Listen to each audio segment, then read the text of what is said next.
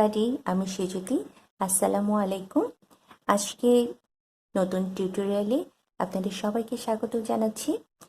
আজকে আমরা একটি নিটিং টিউটোরিয়াল দেখব। যেহেতু ধারাবাহিকভাবে আমরা বেশ কিছু গত কয়েকটা পর্বে ক্রোশে টিউটোরিয়াল দেখেছি, আজকে নিটিং টিউটোরিয়ালে আমরা নতুন একটি স্টিচ প্যাটার্ন শিখব। অলরেডি আমরা যে টেকনিকগুলো শিখে নিয়েছি নিটিংয়ের, সেই টেকনিকগুলো ব্যবহার করে নতুন আরেকটি স্টিচ প্যাটার্ন শিখব। এবং আজকে আমরা প্রথম আমাদের চ্যানেলে একটা লেস প্যাটার্ন শিখব।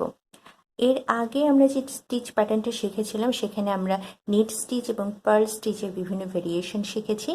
আজকের স্টিচ প্যাটার্নটা, এটাতে আমরা নিট স্টিচ পার্ল স্টিচের পাশাপাশি নিট টু টুগেদার এসএসকে এবং for the first time yarn over করা শিখবো। আমরা যদিও ইয়ার্ন ওভার ইনক্রিজের একটা আলাদা টিউটোরিয়াল করেছি, বাট কোনো প্যাটার্নই ইউজ করিনি। আজকে আমরা ইয়ার্ন ওভার প্যাটার্নই ইউজ করব। আর এই স্টিচ প্যাটার্নটা আপনারা বিভিন্ন সোয়েটারে ইউজ করতে পারবেন। সোয়েটারের নিচে বর্ডারে, সোয়েটারের হাতাতে, বাচ্চাদের যে হাফ বডির নিচে যে স্কার্ট টাইপ অংশটা হয় সেটা তৈরিতে।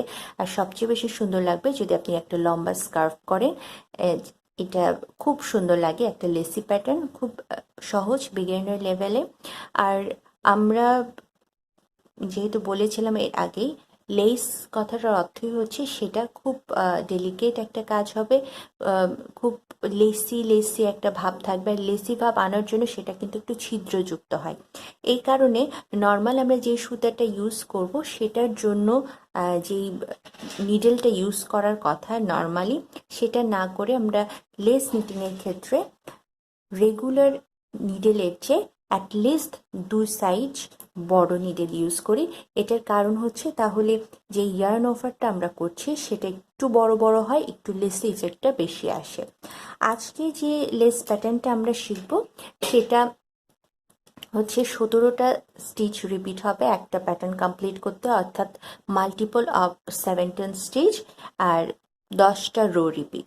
অর্থাৎ একটা প্যাটার্ন কমপ্লিট করতে আপনার 17টা স্টিচ লাগবে প্যাটার্নটা শুরু করতে, আর পুরো প্যাটার্নটা কমপ্লিট করতে 10টা রো কমপ্লিট করতে হবে। এই কারণে আজকে আমি আপনাদের স্টিচটা শুরু করার আগে প্রথমে কাস্টন করে নেব। আমি লং টেল কাস্টন শুরু করব। আমি 3টা প্যাটার্ন রিপিট দেখাবো। এই কারণে 17 3 গুণ হয় 51, 51 প্লাস আমি 2 সাইডে 3টা করে স্টিচ বর্ডার দেবো গার্টার স্টিচে। এই কারণে 6টা স্টিচ অ্যাড হবে, টোটাল 57টা স্টিচ আমি কাস্টন করব। আপনারা যতগুলো প্যাটার্ন রিপিট করবেন সেই অনুযায়ী 17 ততগুলো গুণিতক নেবেন আপনারা। আর স্কার্ফ তৈরি করার জন্য আপনি যদি স্কার্ফ তৈরি করতে চান তাহলে কিন্তু অনেকগুলো প্যাটার্ন রিপিট করতে হবে, রো রিপিট। 10টা রো কমপ্লিট হয়ে যাওয়ার পরে আবার কিন্তু রো 1 থেকে প্যাটার্ন কাউন্ট করা শুরু হবে। এভাবে যত দূর আপনারা লেন্থ চান তত দূর কিন্তু প্যাটার্নটা এরকম করে 10টা রো পরপর রিপিট করে যেতে হবে। সো আমি 57টা স্টিচ কাস্ট অন করে নিচ্ছি। 2 4 6 8 10 12 14 16 17 18 19 20 21 22 23, টোটাল 57টা stitch long tail cast on পদ্ধতিতে কাস্ট অন করে ফেলেছি। এখন আমাদের প্যাটার্নে যেহেতু আমি বলেছি 10টা রোতে একটা প্যাটার্ন রিপিট হবে, আমাদের প্রথম 4টা রো হচ্ছে খুব সোজা। সবগুলো রোতে আমরা প্রথম 4টা রোতে সবগুলো স্টিচ আমরা নিট করব, অর্থাৎ গার্টার স্টিচ হবে। প্রথম 4টা row garter stitch, row 1 2 3 4 garter স্টিচে হবে, অর্থাৎ সবগুলো স্টিচ রাইট এবং রং সাইডে 2 সাইডে আমি নিট করে যাব। সো প্রত্যেকটা স্টিচ আমি নিট করছি।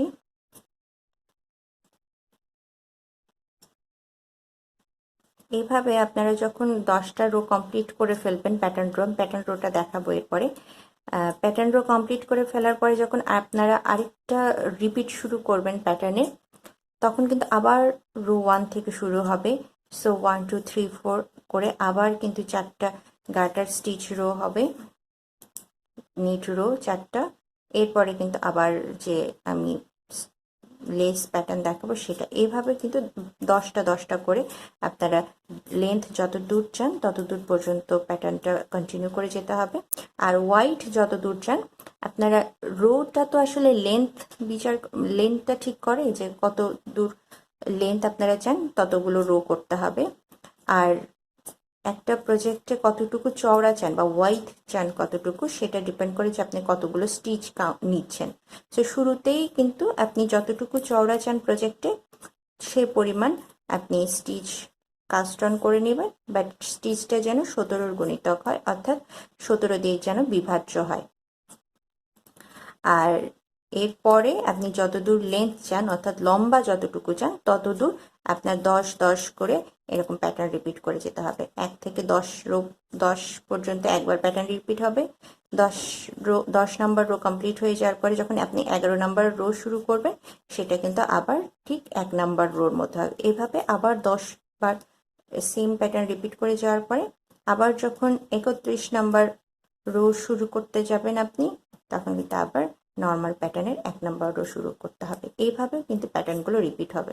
সো আমি 4টা রো গার্টার স্টিচ অর্থাৎ সবগুলো স্টিচ নিটস করে রাইট এবং রং সাইডে ফিরে আসছি।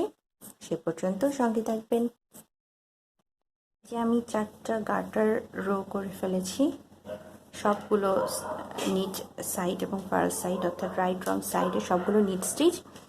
এখন আমি মূল যে প্যাটার্নে, এটা তো প্যাটার্নেরই অংশ এই 4টা রো, বাট ডিফারেন্ট ভেরিয়েশন আসছে এখন থেকে। প্রথমে আমি 3টা বর্ডার স্টিচ করে নিচ্ছি, 3টা border stitch.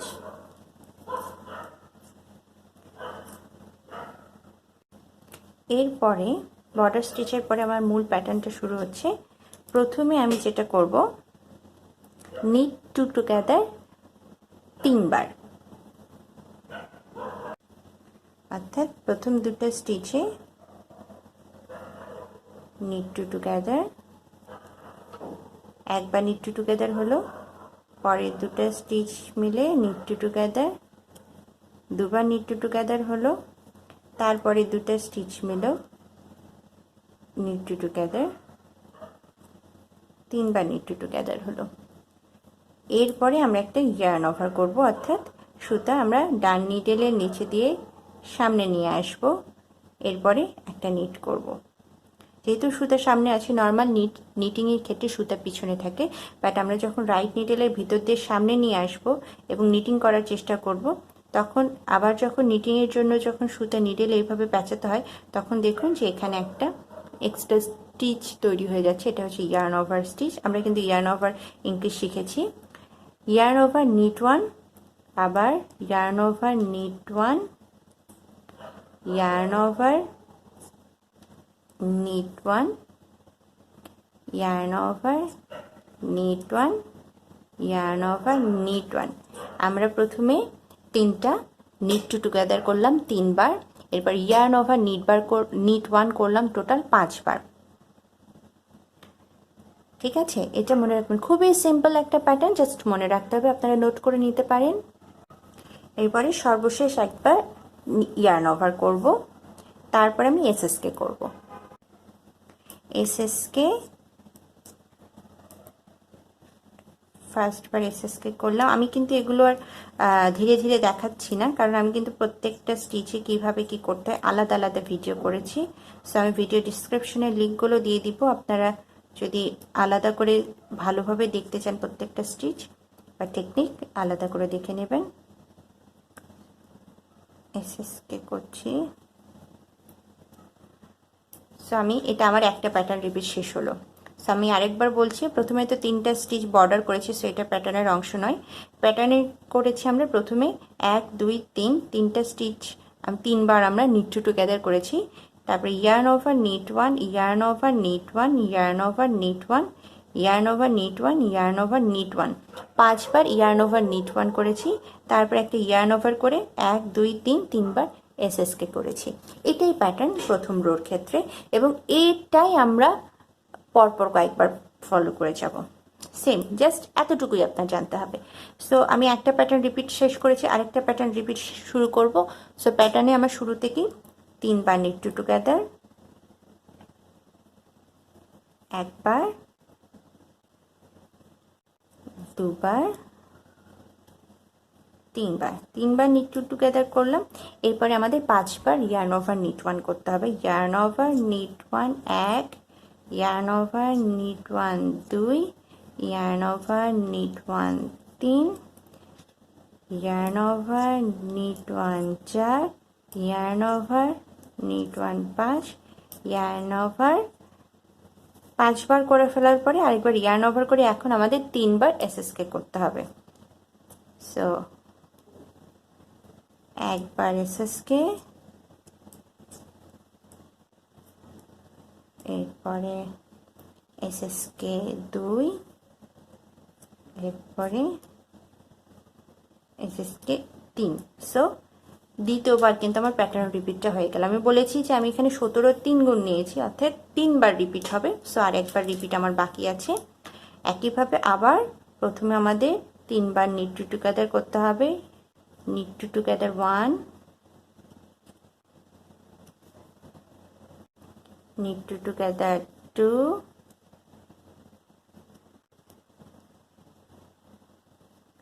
NEET two together 3 হয়ে গেল। এবার 5বার ইয়ার্ন ওভার নিট ওয়ান করতে হবে। Yarn over knit one 1, yarn over knit one 2, yarn over knit one 3, yarn over knit one 4, yarn over knit one 5। 5বার ইয়ার্ন ওভার নিট ওয়ান করা হয়ে গেল। সর্বশেষ আরেকবার ইয়ার্ন ওভার, এইবার কিন্তু 3বার এসএসকে। তো এসএসকে 1, এসএসকে 2, এরপর এসএসকে 3। দেখুন আমার 3টা স্টিচ বাকি আছে। এই 3টা স্টিচ হচ্ছে আমার বর্ডার স্টিচ। সো আমি এটা গায়েটার স্টিচে পুরো বর্ডারটা দিব, অর্থাৎ এই প্রথম 3টে এবং শেষের 3টা স্টিচ সবগুলো রোতে নিট হবে। আর বাকি যে প্যাটার্নটুকু থাকছে মাঝখানের যে স্টিচগুলো, সেটা কিন্তু রং সাইডে, প্রত্যেকটা রোর ক্ষেত্রে রং সাইডে পার্ল হবে, নর্মাল পার্ল স্টিচ। রং সাইডে আমরা কোনো প্যাটার্নে কোনো চেঞ্জ আনছি না। সো প্রথম 3টা স্টিচ যেহেতু বর্ডার, আমি গায়েটার স্টিচ করছি নিট 3। এরপরে কিন্তু লাস্ট 3টা স্টিচ পর্যন্ত সবগুলো পার্ল করে যাব আমি। রং সাইডে পার্ল হবে সবগুলো স্টিচ। সো এই যে আমি একটা ইয়ার্ন ওভারের কাছে চলে এসেছি। সো ইয়ার্ন ওভার আমি নর্মালি, দেখতে নর্মাল স্টিচের মতো নয়, বাট আমি ধরে নিব এটা একটা নর্মাল স্টিচ। সো সেইভাবে কিন্তু আমি এটা পার্ল করব। নর্মাল স্টিচে যেমন ডান থেকে বামে নিডেল ঢুকাতে হয়, ডান নিডেলটা লেফট নিডেলের উপরে থাকবে, তারপর নিডেলের সুতা পেঁচে আমি পার্ল করব। সো সেভাবে পার্ল করছি আমি। ইয়ার্ন ওভার ইনক্রিজের যে আলাদা ভিডিও করেছিলাম, সেখানে ফুল টেকনিকটা খুব স্লোলি এবং ক্লিয়ারলি আমি দেখিয়েছি। আজকে তো আমি কোনো স্টিচ টেকনিক শেখাচ্ছি না, যেহেতু অলরেডি আমি সবগুলো টেকনিক শিখিয়েছি। আমি এক্সপেক্ট করব যে আপনারা অলরেডি প্র্যাকটিস করে ফেলেছেন। সো সেই জন্য আমি জাস্ট নর্মাল স্পিডে আমি প্যাটার্ন স্টিচটা দেখে যাচ্ছি। পুরো রোটা আমি কমপ্লিট করছি। পার্ল করব আমি সবগুলো স্টিচ লাস্ট 3টা স্টিচ পর্যন্ত, তারপরে লাস্ট 3টা স্টিচ আমি বর্ডার স্টিচ দেব। এই যে আমি রো 5 শুরু করেছিলাম, রো 6টা কমপ্লিট করে ফেললাম রং সাইডে। রো 5-এ কিন্তু আমরা knit two together yarn over stitch তারপরে এসএসকে করেছিলাম। সো রো 6-এ আমি প্রথমে বর্ডার স্টিচ 3টা 6টা নিট করেছি, আর মাঝখানে সবগুলো স্টিচ পার করেছি। অলরেডি কিন্তু একটা দেখুন লেসি ফিল চলে এসেছে এবং কিছুটা ঢেউ ভাব কিন্তু অলরেডি চলে এসেছে। সো আমরা যেই জিনিসটা করেছিলাম, যে নিট টু টুগেদার করেছিলাম 3টা স্টিচে, তার পরবর্তী 5বার ইয়ার্ন ওভার নিট ওয়ান করেছিলাম, তারপর ইয়ার্ন ওভার করে 3বার এসএসকে করেছিলাম। এইটাই আমি সেম স্টিচ পরবর্তীতে আরও 2বার 2টা রোতে আমি ফলো করব। সো এখন আমি শুরু করছি রো 7। রো 7-এ প্রথমে 3টা বর্ডার স্টিচ করছি।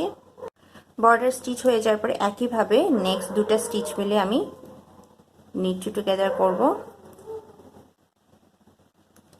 তারপরে 2টা স্টিচ মিলে এরপরে কিন্তু আমার ইয়ার্ন ওভার একটা স্টিচ আছে আর নর্মাল স্টিচ, দুটো মিলে আমি নিট টু টুগেদার করব। ইয়ার্ন ওভার স্টিচ আর বর্ডার স্টিচ মিলে নর্মাল স্টিচ মিলে নিট টু টুগেদার সেম নিয়মে করতে হবে, আপনারা ডিফারেন্ট কোনো নিয়ম নেই এখানে। একটু প্রবলেম হবে ইয়ার্ন ওভার স্টিচ আর নর্মাল স্টিচ মিলে নিট টু টুগেদার করতে, বাট আপনারা একটু প্র্যাকটিস করবেন। আমার নিডলটা একটু মোটা, এটা এই জন্য ঢুকাতে একটু সমস্যা হচ্ছে। লেস নিটিংয়ের ক্ষেত্রে চেষ্টা একটু চিকন মাথা, যেটা তির্যক মাথা, সেই নিডেলগুলো ভালো হয়। সো এনিওয়ে আমার 3টা নিট টু টুগেদার হয়ে গিয়েছে। এরপর 5বার yarn over knit one 1, yarn over knit one 2, yarn over knit one 3, yarn over knit one 4, yarn over knit one 5, এরপর yarn over 3বার SSK 1, SSK 2, SSK 3, 3বার হয়ে গেল। সো ফার্স্ট প্যাটার্ন রিপিট আমার complete. Second pattern repeat same একই জিনিস, knit two together 1, knit two together 2, knit two together 3, তারপরে 5বার yarn over knit one 1, yarn over knit one 2, yarn over knit one 3, yarn over knit one 4, yarn over knit one 5, তারপরে yarn over করে 3বার SSK 1, তারপরে 2, তারপরে 3, 3বার SSK। আমার second pattern রিপিটটা complete হয়ে গেল। Third pattern repeat আবার একইভাবে নিট টু টুগেদার 1,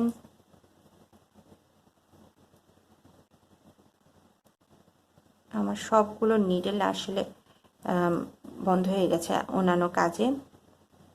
আমি তো একসঙ্গে অনেকগুলো কাজ করি, এটা হচ্ছে সবচেয়ে সমস্যা আমার, এই কারণে নিডলগুলো সব বন্ধ হয়ে গেছে অন্যান্য কাজে।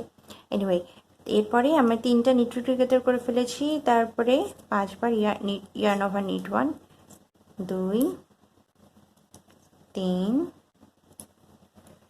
4, 5, 5বার ইয়ার্ন ওভার নিট ওয়ান করলাম। তারপরে ইয়ার্ন ওভার করে 3বার SSK 1,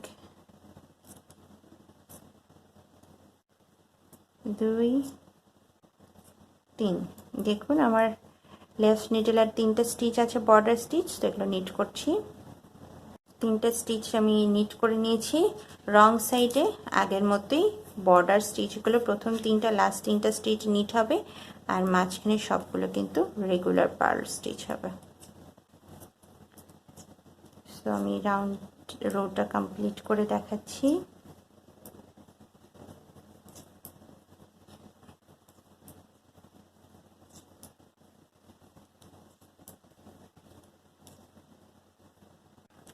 এই যে আমি আবার রোটা কমপ্লিট করে ফেলেছি, রো 8টা পার্ল সাইড রো।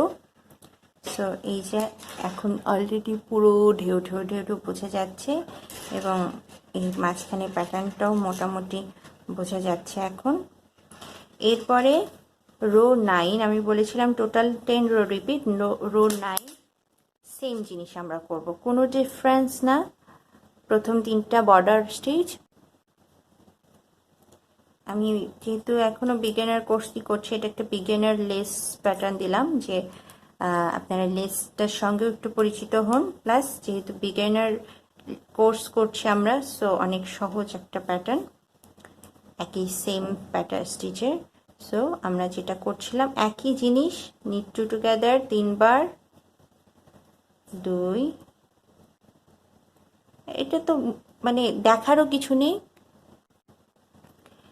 মুখস্থ করার কিছু নেই, এটা করতে করতে বুঝেই যাবেন যে প্রথম 3বার নিট টু টুগেদার, তারপরে 5বার yarn over knit one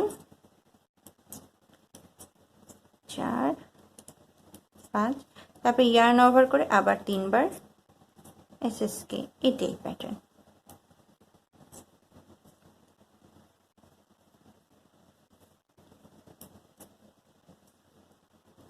so আমার ফার্স্ট প্যাটার্ন রিপিট হয়ে গেল। সেকেন্ড থার্ড একইভাবে আমি করব। সো আমি এটা কমপ্লিট করে দেখাচ্ছি। আমার রো 9 কমপ্লিট হয়ে গিয়েছে। এখন রো 10 অর্থাৎ আমাদের প্যাটার্ন রিপিটের সর্বশেষ রোটা আমি শুরু করব।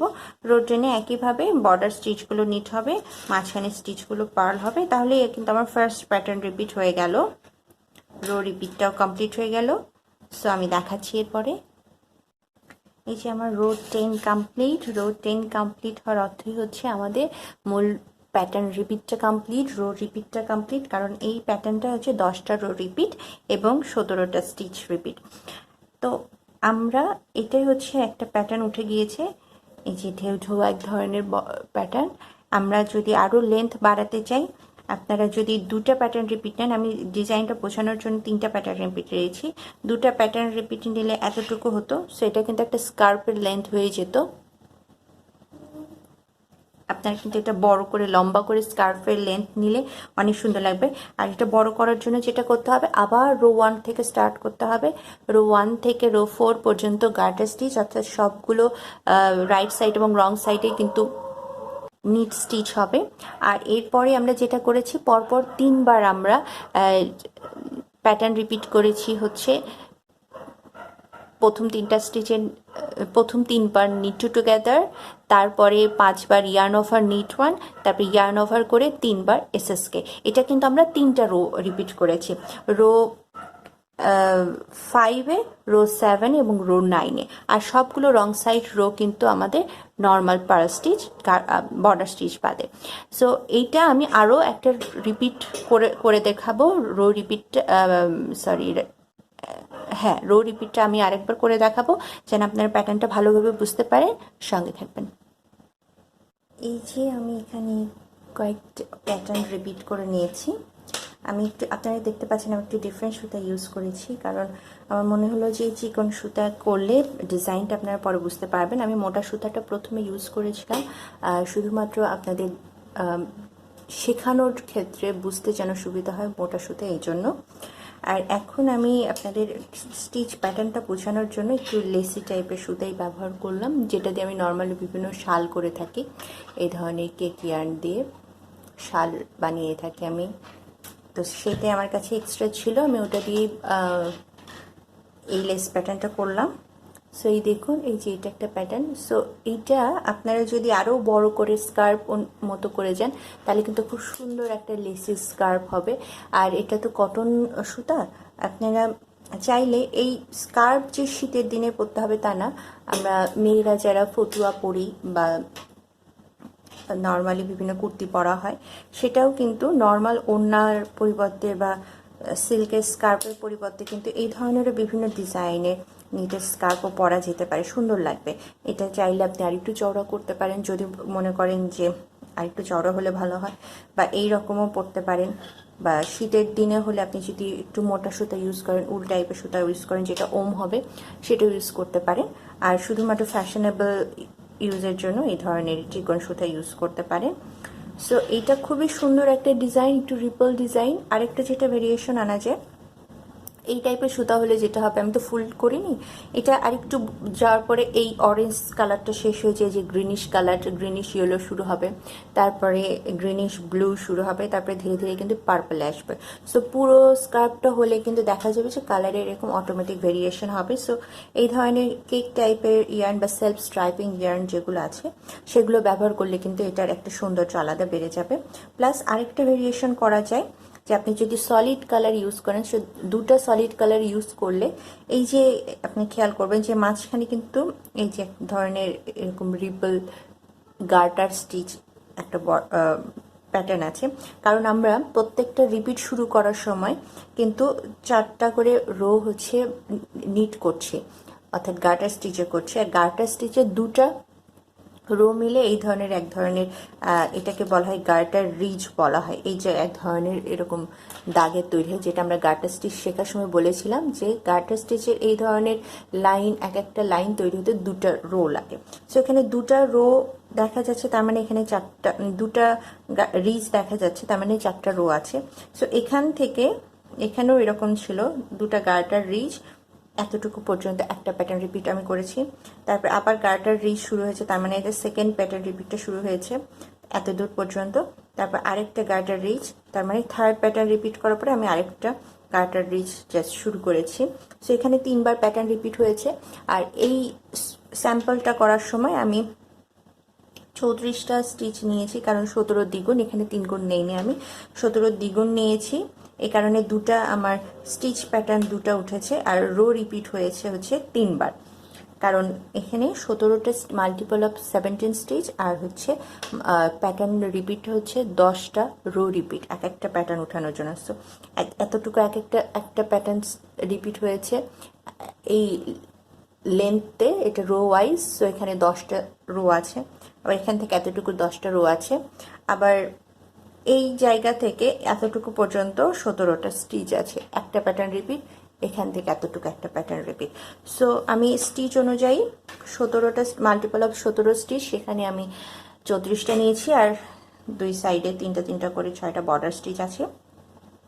এইটার আমি নর্মালি যে কোনো কিছু শুরু করার আগে বর্ডার দিয়ে নিই, এটার কিন্তু আমি কোনো বর্ডার দিয়ে স্টার্ট করিনি, কারণ প্যাটার্নটাই শুরু হয়েছে গার্টার স্টিচ দিয়ে, এই কারণে আলাদা করে কোনো বর্ডার দেওয়ার প্রয়োজন হয়নি।